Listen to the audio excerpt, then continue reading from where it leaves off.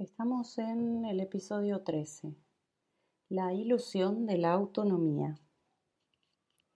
El mundo de los significados también es un plano de transición. Su primera percepción es la de una inteligencia de las relaciones para un centro que las significa, al cual se le revela su orden subyacente. No nos referimos aquí al yo como centro que busca significados para quietar su inquietud en el mundo de los acontecimientos. Estamos hablando de un centro psíquico más profundo, cuya actividad es inversa a la del yo, en el sentido de que no construye. No agrega significados a otros anteriores para arribar a resultados o conclusiones, saber, conocer, sino que va disolviendo en su comprensión todos los opuestos previamente experimentados y fijados en el mundo de los acontecimientos. Su actividad de significadora restituye a la unidad todo aquello que la inteligencia tecnológica percibía como separado. En un primer momento, la actividad de este centro parece estar ligada a la existencia específica del cerebro particular en el que experimenta la confluencia y progresiva disolución de los opuestos. Se presenta como el núcleo religador del conjunto de experiencias vividas dramáticamente como contradictorias para ese organismo particular. En este nivel es habitual que el condicionamiento del lenguaje llegue a interpretar esta actividad como la de un yo o sí mismo de nivel superior. Pero como la esencia de esa actividad es la de fusionar opuestos, la ininterrumpida pasión por el aprendizaje y las conexiones nos llevará inevitablemente a experimentar la fusión de lo particular con lo universal en cada percepción. Así como en la fase anterior se produjo una transferencia libidinal desde los logros del aprendizaje de los acontecimientos al significado, ahora se producirá un nuevo desplazamiento con la consiguiente alteración neuroquímica de los patrones de gratificación. De manera espontánea, lo universal será percibido en lo particular y esto llevará a que se disuelva con relativa naturalidad el deseo de existencia particular o autónoma. Cada existencia particular encuentra significado solo dentro de inmensos campos de existencias interconectadas, en sentido espacial, y de grandes ciclos globales, en sentido temporal, a la vez diferenciados y complementarios. Los sentidos del tiempo, del espacio y la causalidad se alteran por completo en este estado, no en un sentido meramente filosófico, sino profundamente existencial. Esta percepción opera, a su vez, sobre los significados que anteriormente se le atribuían a los acontecimientos y liberaban progresivamente al cerebro del hábito de entregar toda su energía a la actividad de un centro perceptivo organizador de las actividades externas. Este es evidentemente necesario para las interacciones concretas en el mundo de los acontecimientos.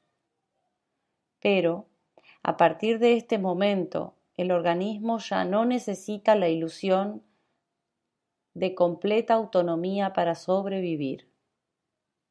Comienza así a resignificar todas sus percepciones, arriesgándose a perder la coherencia adquirida a través de la evolución anterior. El cúmulo de mecanismos y estrategias desarrolladas a través de los milenios para enfrentar al mundo externo puede ser ahora realmente cuestionado y, en consecuencia, disuelto hasta donde sea necesario. Esto permite que se establezcan conexiones nuevas, más ricas y complejas. En este proceso es posible que la maravillosa reticularidad material desarrollada por la evolución pueda liberarse de las contracciones y separaciones provocadas por la experiencia animal y humana, karma. En ese caso, la espléndida telaraña material, el sistema nervioso, se encuentra disponible para reflejar la reticularidad vibratoria del universo. Si este encuentro, insight, se produce realmente, puede abrirse el camino que lleva del mundo de los significados al de la creación. Conciencia vibratoria. El cerebro, no solo en el caso de los individuos excepcionales, sino en la totalidad de la especie humana, está aprendiendo paulatinamente a moverse con más y más comodidad más allá del pensamiento lineal. Es decir, los aprendizajes perceptivos que realiza la especie llevan a disminuir de manera progresiva la necesidad de darle una forma excesivamente estable a la información para poder realizar distinciones significativas. Para ilustrar este proceso, las metáforas musicales suelen ser muy adecuadas, ya que nos remiten a la realidad en tanto vibración y no como el conjunto de objetos que el pensamiento habitual concibe y asocia. En el plano de la música, cada una de las notas son vibraciones que se manifiestan o desaparecen de acuerdo a las necesidades del contexto que las ordena. El fa o el sol son vibraciones atemporales que se exteriorizan cada vez que la melodía o armonía lo requiere. A su vez, dejan de estar presentes cada vez que deben manifestarse otras secuencias. La duración de sus existencias, su exteriorización, está definida de antemano por la partitura, o si queremos imaginar un contexto menos pautado, por las restricciones del contexto armónico elegido para la improvisación, como en el jazz o la música hindú. Desde el punto de vista vibratorio, aparecer o desaparecer es algo que depende de un orden global. Es siempre la totalidad la que solicita una nota a la existencia o la que prescinde de ella.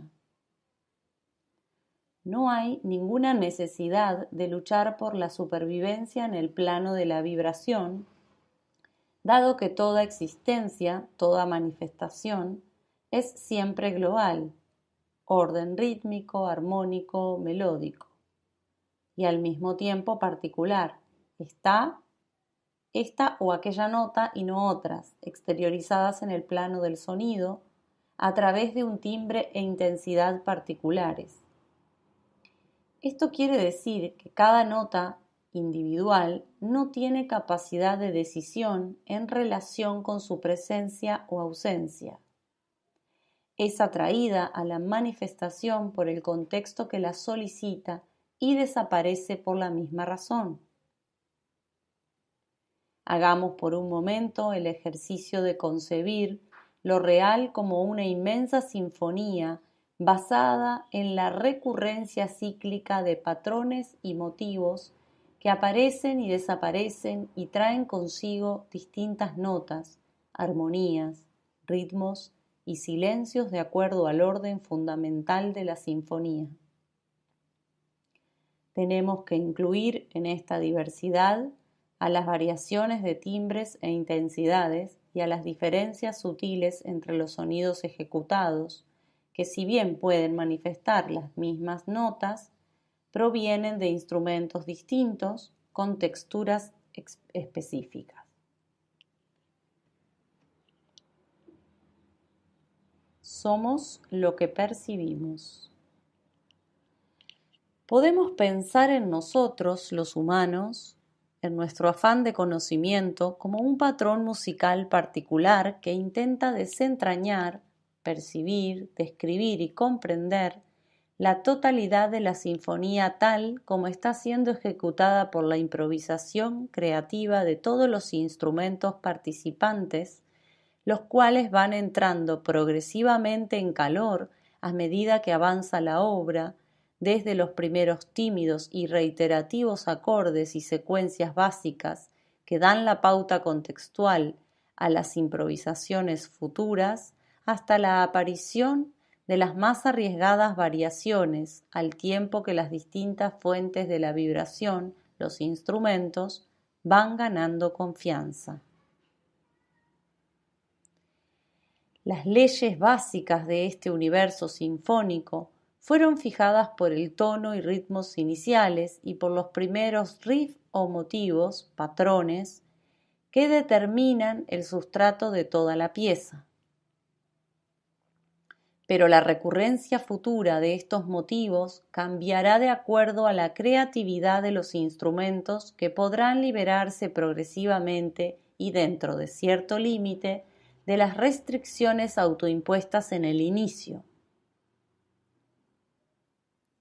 El sentido de esta metáfora es el de permitirnos registrar, por un lado, la multiplicidad de movimientos y variaciones posibles a partir de esa primera base escogida, pero, por el otro, darnos cuenta de que nosotros los humanos no somos, como ingenuamente solemos creer, los espectadores de una improvisación que, sabiendo de música, la escuchan, sienten y comprenden objetivamente, sino que, por el contrario, estamos absolutamente inmersos en la obra y formamos parte de ella como una pequeña melodía cuya recurrencia ni siquiera conocemos.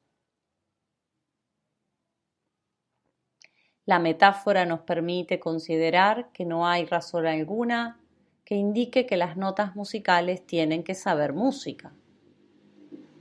Nos gusta suponer que somos o formamos parte de una obra que en algún momento va a saber acerca de sí misma a través nuestro.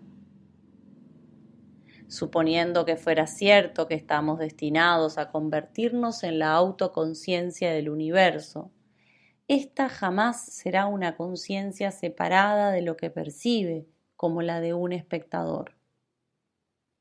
Es muy importante percibir la diferencia estructural entre ambos tipos de universo, entre ambos tipos de conciencia. No somos ni seremos jamás una conciencia externa al universo. Estamos constituidos por aquello mismo que percibimos. De ahí que el proyecto de un conocimiento plenamente objetivo, o en el opuesto subjetivo, del universo, sea una ilusión o más aún, un profundo sinsentido. El cerebro tiene que darse cuenta muy dolorosamente de que el juego que le gusta jugar al pensamiento es el de ubicarse ante el universo como algo radicalmente diferente a él. Ha desarrollado el hábito de creer en eso y por esa razón realiza una cantidad obsesiva de operaciones de simulación a fin de ocultar algo tan obvio como que estamos hechos de aquello mismo que percibimos. En última instancia, todo acto de observación lo realiza aquello mismo que es observado en distintos niveles de organización.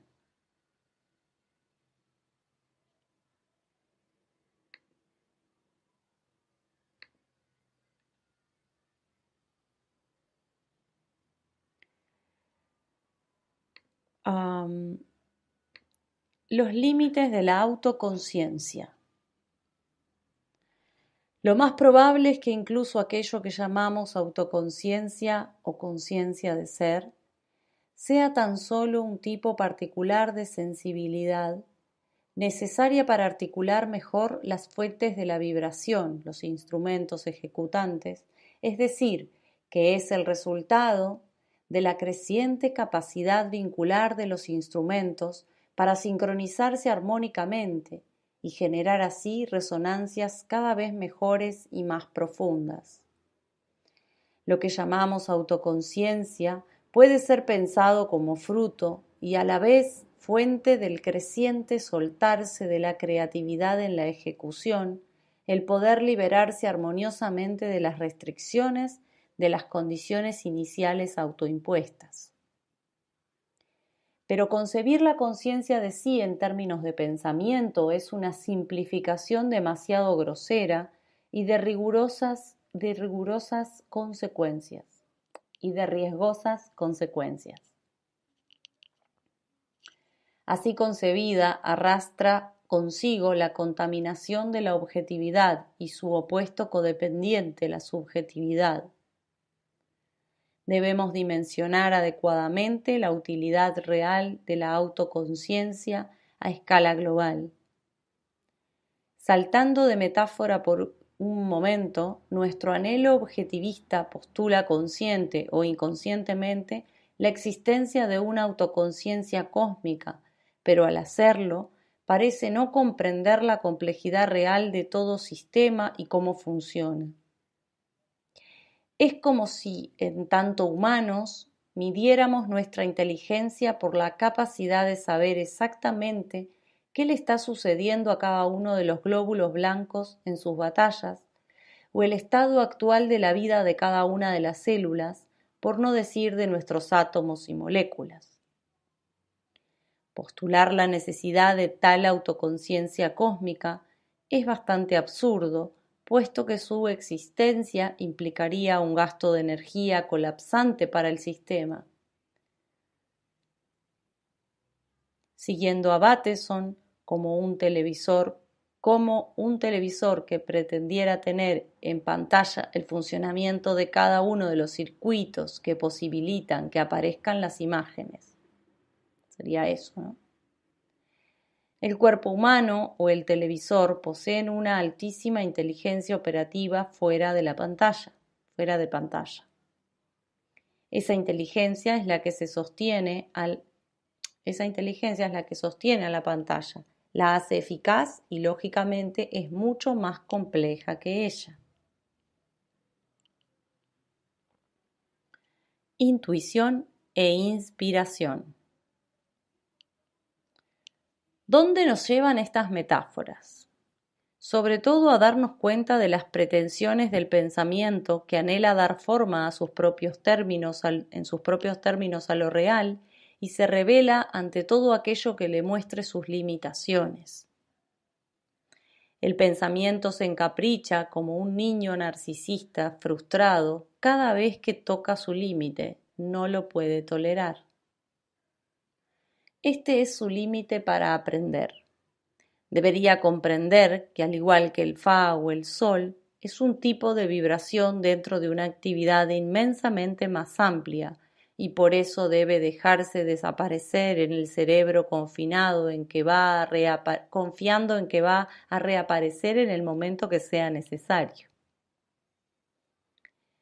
Por esa razón, nuestro trabajo es el de desorganizar cada vez más radicalmente los circuitos fijados en el cerebro, pensamiento, yo, y experimentar cómo el sistema nervioso regresa enriquecido y sin guión y sin ningún esfuerzo a la organización anterior cada vez que es necesario. El verdadero conocimiento del sistema solo se puede obtener por intuición, es decir, a partir de un proceso cognitivo indescriptible mediante las reglas lógicas comunicacionales humanas, los acuerdos colectivos y las engramas genéticos que los posibilitan.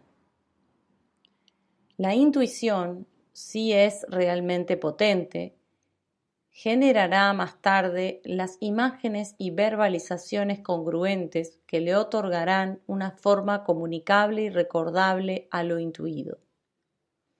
Pero lo intuido es un tipo de saber que se mantiene en un trasfondo particular y opera sin ninguna necesidad de claridad absoluta, entendida ésta como una verbalización perfectamente comunicable a los demás o al pasado de uno mismo, la identidad autoconsciente.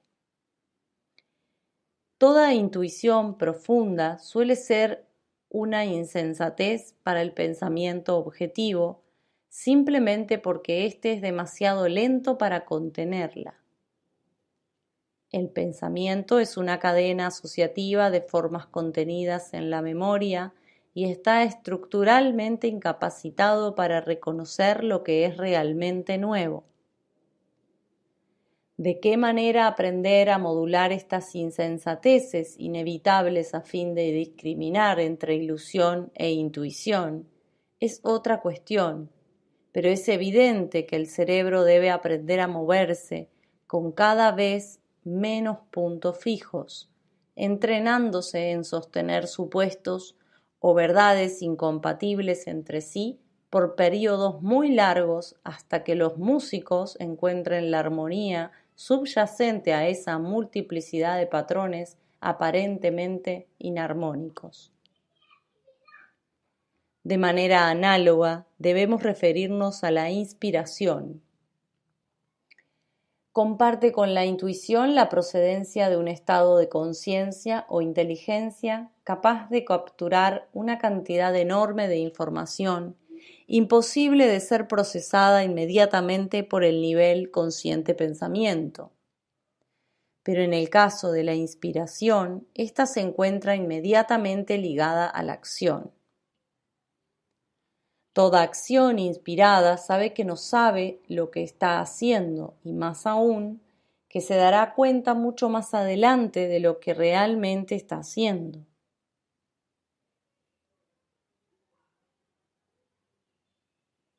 Reitero, toda acción inspirada sabe que no sabe lo que está haciendo y más aún que se dará cuenta mucho más adelante de que lo que realmente estaba haciendo no tenía nada que ver con lo que en ese momento el nivel consciente suponía.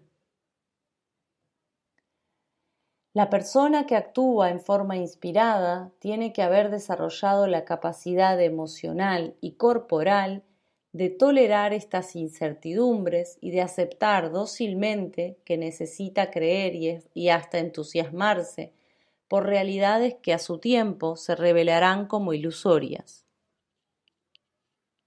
Más aún debe ser capaz de contener la necesidad de ilusión de los demás, que suele ser mucho mayor que la propia.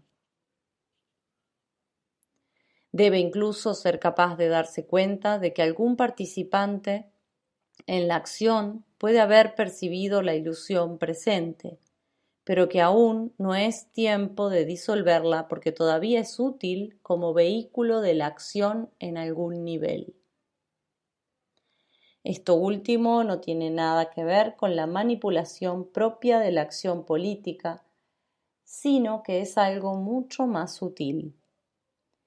Tanto la intuición como la inspiración, sobre todo esta última, necesitan de la inhibición de la autoconciencia en un grado muy alto. Esto es así, ya que la información proviene de una dimensión muy alejada de aquello que la conciencia cree que es la realidad, y si el nivel consciente se enterara desde el principio de la totalidad de lo implicado en esa acción, no nos dejaría movernos jamás. La intuición y sobre todo la inspiración son siempre violatorias de la autoconciencia, conciencia de sí mismo. La llevan irremediablemente a la muerte, es decir, a la destrucción de las imágenes, los planes y proyectos que había construido a partir de la información guardada en la memoria. La intuición y la inspiración provienen del estado de insight o inteligencia vincular, cuya naturaleza es intrínsecamente explosiva.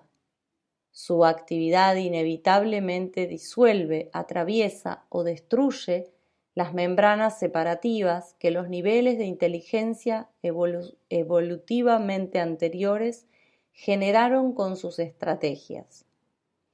Estrategias que son válidas únicamente para un mundo percibido como absolutamente independiente del observador. Finalizada el episodio 13.